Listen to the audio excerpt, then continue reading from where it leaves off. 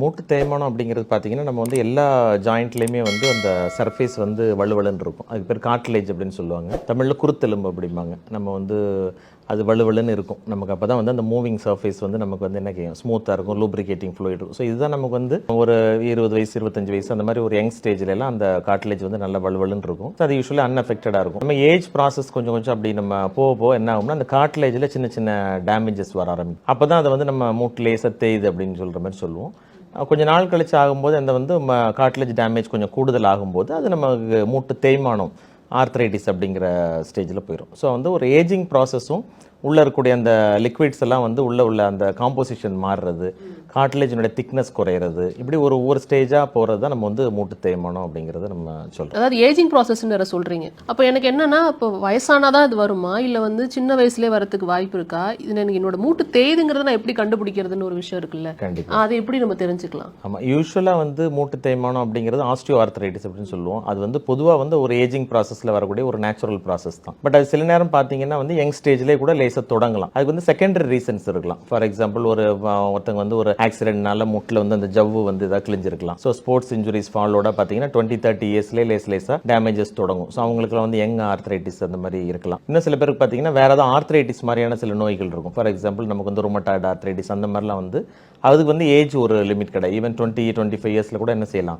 Rheumatoid ஆர்த்ரைட்டிஸ்ங்கிறது வரலாம். So அப்பவும் நமக்கு வந்து யங் ஸ்டேஜில் இந்த மாதிரி ஆர்த்ரைட்டிக் டேமேஜஸ் வந்து அதுக்கு என்ன காரணம்? அந்த ருமட்டாய்டு ஆர்த்ரைட்டிஸ் அப்படிங்கிறதுக்கு என்ன காரணம்? ஏன்னா யங் ஸ்டேஜில் வருதுங்கிறதுனால நான் கேட்குறேன். கண்டிப்பாக ருமட்டாய்டு அப்படிங்கிறது பார்த்தோம்னா வந்து அது வந்து ஒரு auto immune disease.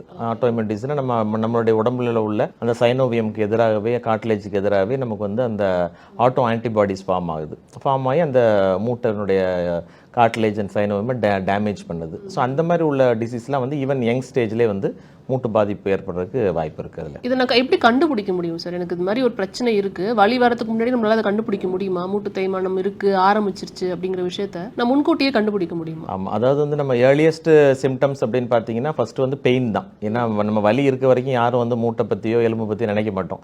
So first நமக்குடைய main கன்சர்னே வந்து பார்த்தோம்னா நமக்கு வந்து பெயின். ஸோ ஒன்ஸ் பெயின் வந்த பிறகு தான் நமக்கு வந்து நீ ஜாயிண்ட்டோ, ஷோல்டர் ஜாயிண்ட்டோ இல்லை ஹிப் ஜாயிண்ட்லேயோ வரலாம். ஸோ அந்த மாதிரி வந்தோன்னா நமக்கு வந்து ஏன் வலி வருது அப்படின்னு பார்ப்போம். கொஞ்சம் அதை நம்ம கவனிக்காம விடக்கூடிய ஸ்டேஜ் வந்தால் ஸ்வெல்லிங் வரும். அடுத்து மூட்டு வீங்கிருச்சு அப்படிம்பாங்க. சில பேர் நீர் போட்டிருக்கு, நீர் கோத்துருக்கு அப்படிம்பாங்க. ஒரு ஊரில் ஒரு மாதிரி சொல்லுவாங்க. ஸோ அந்த மாதிரி நமக்கு வந்து பெயின் அண்ட் ஸ்வெல்லிங் தான் ஃபஸ்ட்டு ஸ்டேஜில் வரும். அப்புறம் கொஞ்சம் நாள் கழிச்சு அதை கவனிக்காமல் இருக்கும்போது பார்த்தீங்கன்னா அந்த டேமேஜஸ் கூடும்போது தான் சில பேர் கால் வளைவெல்லாம் ஏற்பட்டிருக்கும். பார்த்துருப்போம், வயசானவங்களுக்கு கால் வந்து இப்படி வளைஞ்சிருக்கும் நடக்கும்போது.